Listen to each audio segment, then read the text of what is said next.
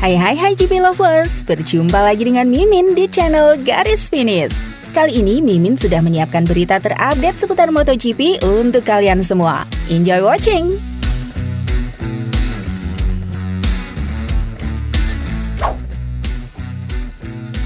Francesco Bagnaia memiliki kedekatan dengan legenda MotoGP Valentino Rossi sejak menimba ilmu di Akademi Balap Motor milik Rossi. Mereka memiliki hubungan baik di dalam dan luar lintasan balapan, dengan Rossi sering memantau performa mantan anak didiknya. Meskipun Bagnaia mendominasi MotoGP dalam 2 tahun terakhir, ada 2 momen yang membuat Rossi kecewa. Pertama, ketika Bagnaia jatuh di sprint race seri Catalunya pada Mei silam, saat ia memimpin balapan dengan keunggulan 0,9 detik, dan hanya 9 tikungan terakhir yang harus dilewati. Kedua, ketika Bagnaia memilih ban yang keliru di sprint race Valencia 2023, yang merupakan seri penentu gelar juara. Bagnaia dan timnya memutuskan untuk menggunakan ban medium, sementara rivalnya Martin memilih ban lunak. Meskipun Rossi mengerti dinamika balapan dan tahu bahwa insiden seperti itu bisa terjadi, kedua momen tersebut tetap menjadi pengalaman yang menegangkan bagi Bagnaia.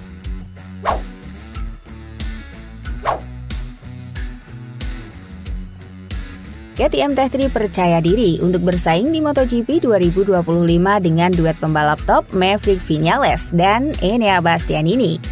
Biasanya KTM Tech3 menampung pembalap baru dari Moto2, namun di musim 2025 mereka akan memiliki 2 pembalap yang telah beberapa kali memenangkan balapan di kelas utama.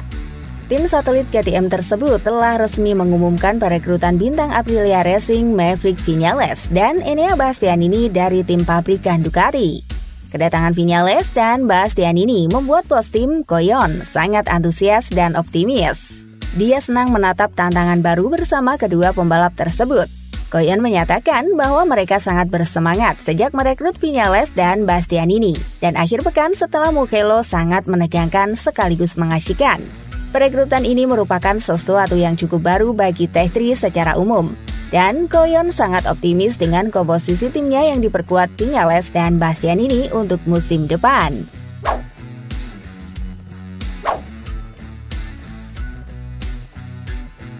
Ducati dikabarkan telah menawarkan Jack Miller untuk bergabung dengan tim resmi World SBK, menggantikan Alvaro Bautista. Jika Miller menerima tawaran ini, ia akan kembali membela Ducati, kali ini di ajang WSBK.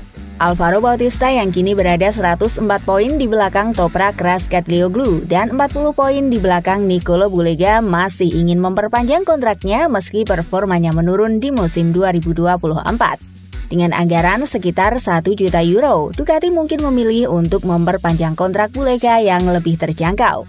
Jack Miller yang membalap untuk Ducati di MotoGP dari 2018 hingga 2022 belum memiliki kursi untuk musim 2025 setelah promosi Pedro Acosta ke tim pabrikan KTM dan perekrutan Enea Bastianini dan Maverick Viñales di Tech3. Miller yang prioritasnya tetap MotoGP meminta waktu hingga GP Austria pada pertengahan Agustus untuk memutuskan dengan setidaknya 1 tawaran lain dari tim World SBK. Peluang Miller untuk bertahan di MotoGP adalah kembali ke Pramac yang akan beralih dari Ducati ke Yamaha mulai musim depan.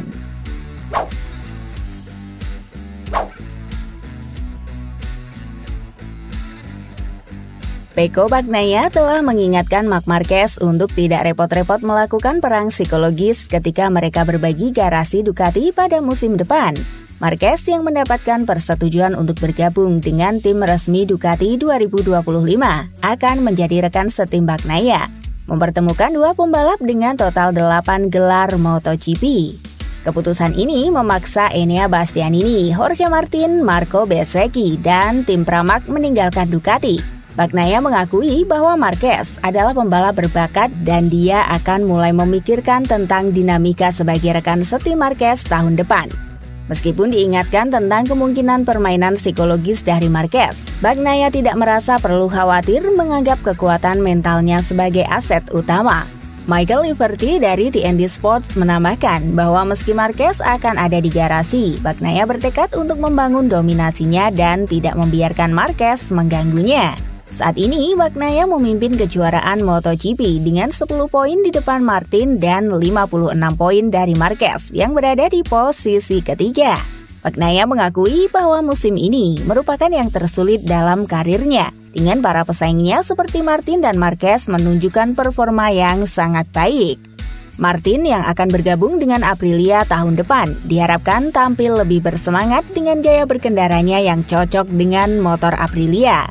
Sementara itu, Bagnaia tetap menjadi juara bertahan yang tenang dan terkendali, mempersiapkan diri untuk kontes sengit yang akan datang.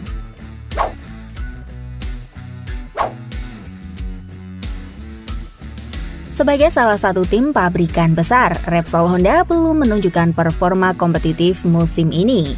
Luca Marini cukup terkejut dengan penurunan performa sejak bergabung pada awal 2024. Meskipun kecewa, Marini menyadari bahwa timnya sedang berproses dan ia akan terus bersabar untuk membantu Honda kembali ke jalur yang benar. Dibandingkan tahun lalu, melihat diri saya terpuruk di klasemen tidaklah mudah. Tetapi saya sadar akan pilihan yang saya buat, tentang proses yang diperlukan untuk kembali ke puncak. Saya tidak bisa mengatakan berapa lama waktu yang dibutuhkan, ucap Marini saat diwawancara oleh media setempat. Repsol Honda juga telah mengubah beberapa hal di tingkat sumber daya manusia dengan merekrut insinyur Italia dan Eropa. Beberapa di antaranya berasal dari F1. Marini berharap pada akhir tahun ini mereka bisa lebih dekat dengan para pemimpin dan berhasil lolos ke beberapa Q2. Marini yang merupakan adik tiri dari Valentino Rossi tidak memasang target muluk-muluk untuk paruh kedua musim. Namun, ia ingin timnya menunjukkan progres yang positif.